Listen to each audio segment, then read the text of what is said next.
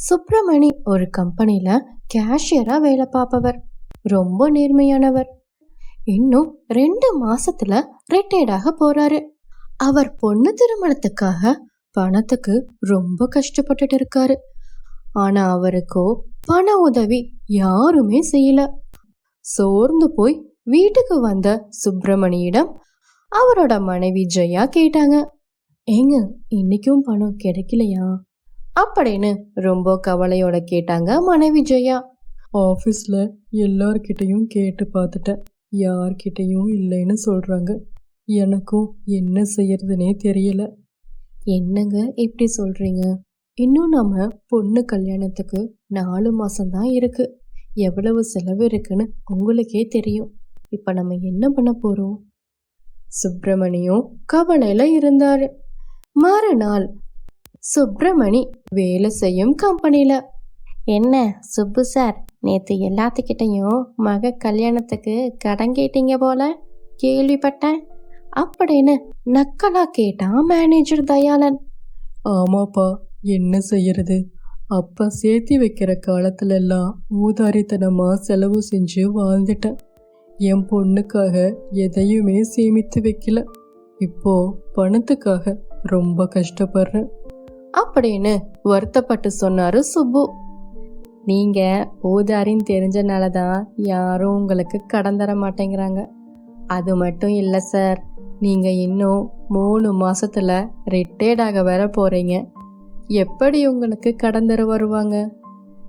நீ சொல்றது சரிதான்ப்பா.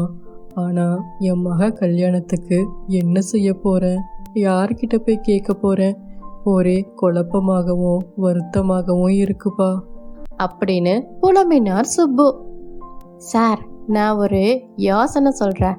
அதப்படி செஞ்சா உங்க பொண்ணு கல்யாணத்தை நடத்திடலாம். என்னப்பா யோசனை? சார், நீங்க தான் இந்த கம்பெனியோட கேஷியர். வரவு செலவு கணக்கு எல்லாத்தையும் நீங்க தான் பாத்துக்கிறீங்க. பணம் கொடுக்கல் வாங்கல் உங்களுக்கு தான் நல்லா தெரியுமே. நீங்க சொல்றது தான் முதலாளியும் நம்புவாரு. அதனால உங்க தேவைக்கான பணத்தை கேஷ் பாக்ஸ்ல இருந்து எடுத்துக்கோங்க. உங்க பொண்ணு கல்யாணத்தை நல்லபடியா நடத்துங்க. அப்புறம் உங்களுக்கு பணம் வந்ததும் அதுல கணக்கு பார்த்து வச்சிடுங்க. இப்போ உங்களுக்கு ஏத்த மாதிரி வேற நம்ம முதலாளி ஊர்ல இல்ல. அவருடைய மகன் சின்ன முதலாளி தான் இருக்காரு. அவருக்கு இந்த கணக்கு வழக்கு செலவெல்லாம் எதுவும் தெரியாது. இது ஒரு நல்ல சந்தர்ப்பம் சார், பயன்படுத்திக்கோங்க அப்படின்னு ஒரு வில்லங்கமான யோசனைய கொடுத்தான் மேனேஜர் தயாளன். இத கதவு மறைவில் நின்று கேட்டுக்கொண்டிருந்தான் பியூன் முருகன். சுப்பிரமணி இந்த யோசனைய கேட்டு ரொம்ப குழம்பி போனாரு. அந்த குழப்பத்தோடயே வீட்டுக்கும் வந்தாரு. இரவு முழுவதும் யோசித்து கொண்டு கவலையாகவே இருந்தாரு.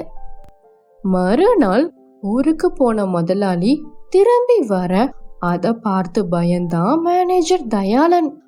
என்ன மேனேஜர், பணப்பெட்டியெல்லாம் திறந்து கிடக்கு, கேஷியரை வேற காணோம், பாக்ஸ்ல வச்ச பணத்தை கூட காணோம் அப்படின்னு முதலாளி சுந்தரம் ரொம்ப கோவத்தோட கேட்டாரு.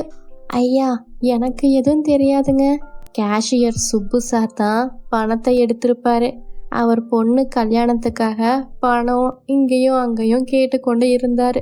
அவருக்கு எங்கேயும் பணம் கிடைக்கலன்னு நினைக்கிறேன். அந்த பணத்தை கேஷியர் தான் எடுத்திருக்கணும் அப்படின்னு சுப்புவை பத்தி அவதூறாக பழி போட்டான் மேனேஜர். சரி, அப்ப பியூன் எங்க போனா? காலையில வந்த பியூன் முருகன் இப்ப காணோம். சார், முருகன் எல்லாம் எடுத்திருக்க மாட்டான். அவன் ரொம்ப நல்லவன் சார். ரொம்ப வருஷமா இங்க வேலை பார்க்கறான் அப்படின்னு வக்காலத்து வாங்கினா முருகனுக்கு. இப்போ என் பணத்தை எடுத்தது யாருன்னு எனக்கு தெரியும். எனக்கு 3 பேரு மேலையும் சந்தேகம். 1 பியூன் முருகன், 2வது கேஷியர் சுப்பிரமணியம், 3வது நீ அப்படின்னு முதலாளி சொல்ல அங்கிருந்தவங்கெல்லாம் ரொம்ப பயந்து போனாங்க. இது என்னடா வம்பா போச்சு. நான் சுப்பு சாருக்கு ஏதோ ஒரு யோசனை சொல்ல கடைசியில உண்மையாலுமே அந்த பணம் காணாம போயிடுச்சே.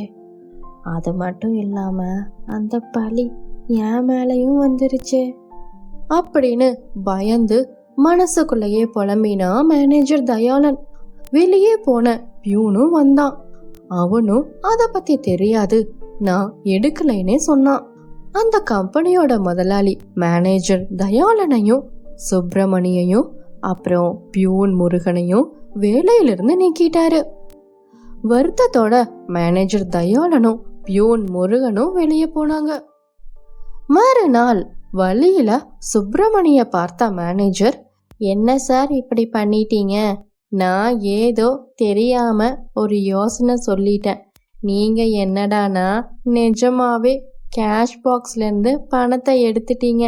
இப்போ என் வேலையும் போச்சு, என் மச்சான் பியூன் முருகனுடைய வேலையும் போச்சு, உங்களையும் வேலையை விட்டு தூக்கிட்டாங்க.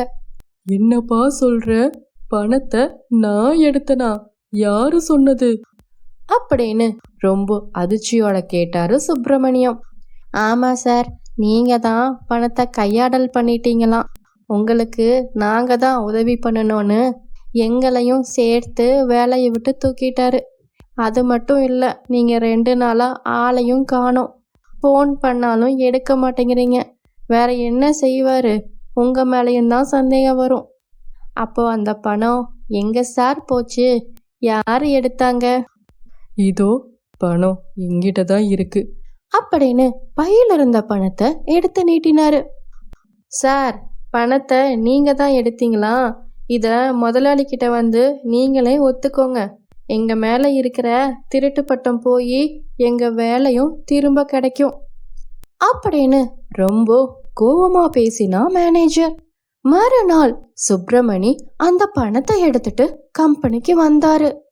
சார், இப்பவும் சொல்ற, இந்த பணத்தை நான் திருடல. இது உங்களுடைய பணம் தான். உங்க கேஷ் பாக்ஸ்ல இருந்த பணம் தான். இது உங்களுக்கு சேர வேண்டிய பணம் அப்படின்னு ரொம்ப குழப்பமாக சொன்னாரு சுப்பிரமணி. ஆமா சார், உங்க மகன் சின்ன முதலாளி தான் எனக்கு கொடுத்தாரு. நீங்களே அவரை விசாரிங்க. ஆமாப்பா, அவரு ரொம்ப பாவம். பணத்துக்காக எல்லாத்துக்கிட்டையும் கேட்டுக்கிட்டு இருந்தாரு. நான் தான் கேஷ் பாக்ஸ்ல இருந்து பணத்தை எடுத்து கொடுத்தேன். இன்னும் 2 மாசத்துல அவர் தான் ரிட்டையர்ட் ஆக போறாரு இல்லையா? ரிட்டையர்மெண்ட் செட்டில்மெண்ட் பணத்துல நம்ம அதையே எடுத்துப்போம். இந்த பணம் இப்ப இவருக்கு ரொம்ப உதவியா இருக்கும். இத நான் உங்ககிட்ட சொல்ல மறந்துட்டேன். அதனாலதான் இவ்வளவு பெரிய குழப்பமாயிடுச்சு. இந்த குழப்பத்துக்கு நான் தான்பா காரணம், என்ன மன்னிச்சிடுங்க அப்படின்னு சொல்ல உண்மை வெளிச்சத்துக்கு வந்தது. மகன் செய்த குழப்பத்தினால 30 வருஷமா வேலை செஞ்ச சுப்பிரமணி மேல சந்தேகப்பட்டுட்டோமே நினைச்சு முதலாளி ரொம்ப வருத்தப்பட்டாரு. அதுக்கப்புறம் 3 பேத்தையும் வேலைக்கு சேர்த்துட்டாரு. அது மட்டும் இல்லாம நஷ்ட ஈடாக 1 மாச சம்பளத்தை போனஸா கொடுத்தாரு. சுப்பிரமணியோட மக கல்யாணமும் நல்லபடியா முடிஞ்சது. இதுதான் இன்னைக்கு ஸ்டோரி. இந்த ஸ்டோரி உங்களுக்கு பிடிச்சிருந்தா லைக் பண்ணுங்க, ஷேர் பண்ணுங்க, சப்ஸ்கிரைப் பண்ணுங்க.